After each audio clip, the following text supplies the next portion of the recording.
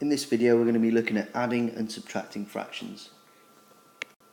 The first type we're going to look at is where the denominators are the same. The second type is where the denominators are different. And the final type is where we're actually going to be comparing fractions rather than adding and subtracting them, but it has the same sort of skills involved. Okay, then let's start with a couple of examples. So question 1, 4/7 minus 2/7. When the denominators are the same, all you need to do is subtract the numerators or add the numerators and keep the denominator the same. So this one is going to equal just 2/7. Now the reason why that is if you have 4/7, so 4 out of 7,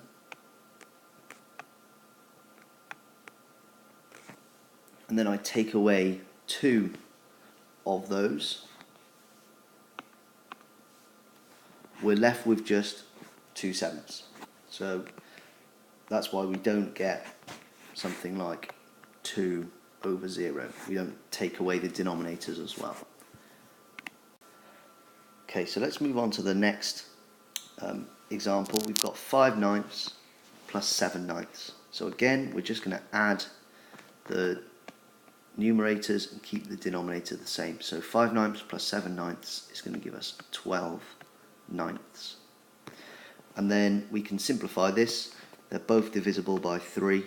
So if I divide the top by 3 and the bottom by 3, we get 4/3. And if we want to, we can change this into a mixed number.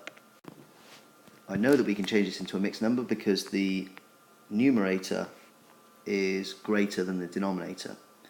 So we're going to get a whole number as well as a fraction. That's what a mixed number is.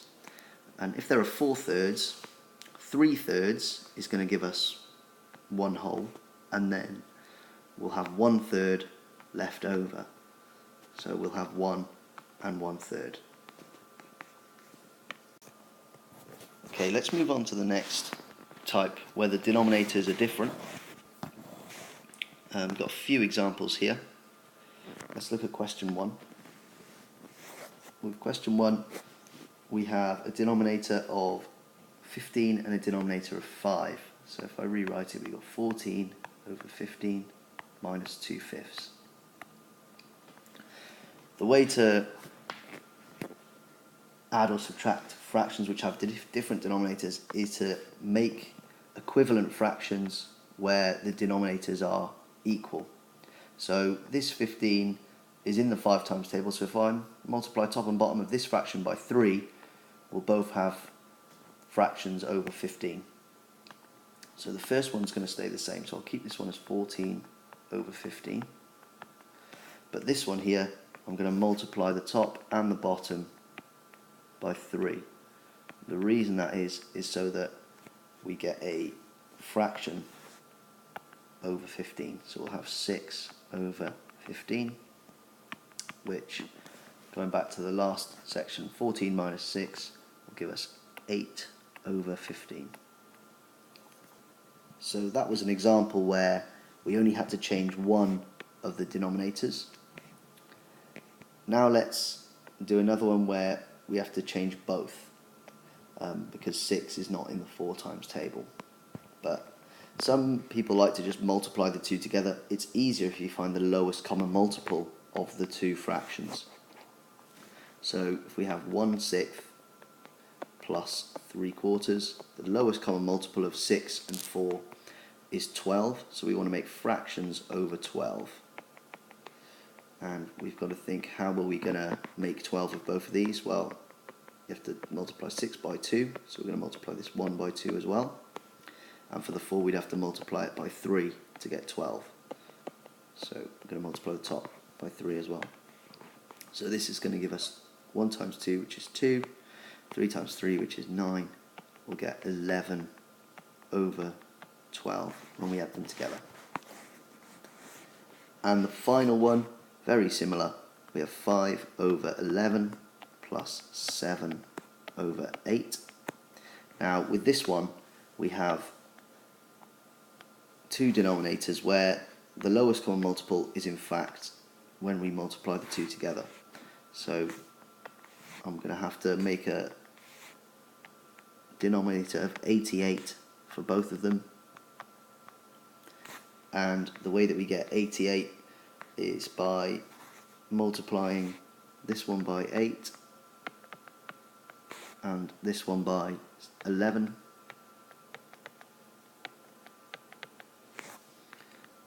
So we'll end up with 40 over 88 and 77 over 88.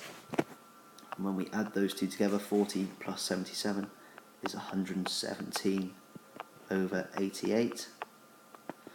And then if we want to change this improper fraction into a mixed number, we can. We just need to see how many times 88 goes into 117. It will go in once, and the remainder is going to be our numerator.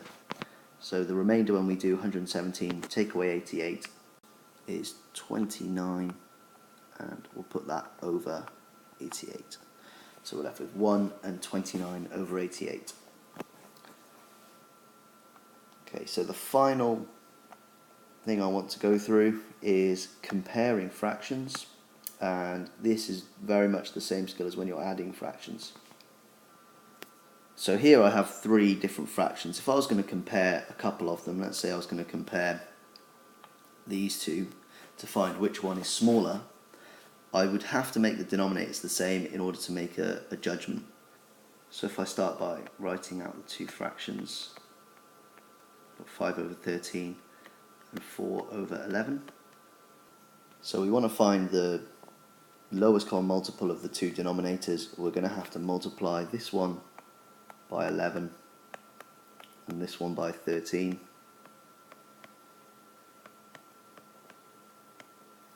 Which is going to give us, on the denominator, 143. So we'll have two fractions over 143. 5 times 11 is 55, and 4 times 13 is 52.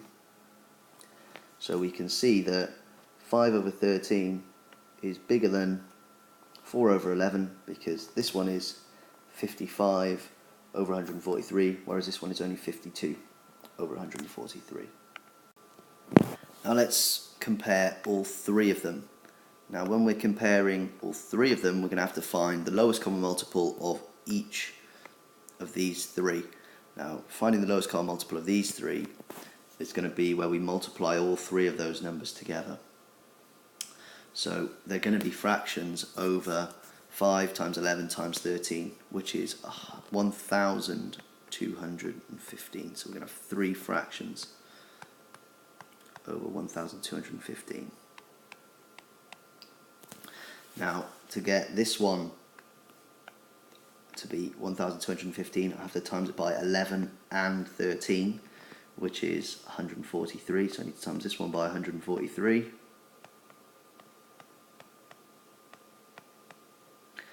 The 11, I have to times that by 5 and 13, which is 65. And the 13, I have to times it by 11 and 5, which is 55. So working these out, we've got 5 times 55, which is 275. 4 times 65 is 260. And 2 times 143 is 286. So we can see that from our first example, this one was bigger than that one. We can still see that here, but this one here is the biggest because it's 286 over 125. It's got the biggest numerator, and they all have the same denominator.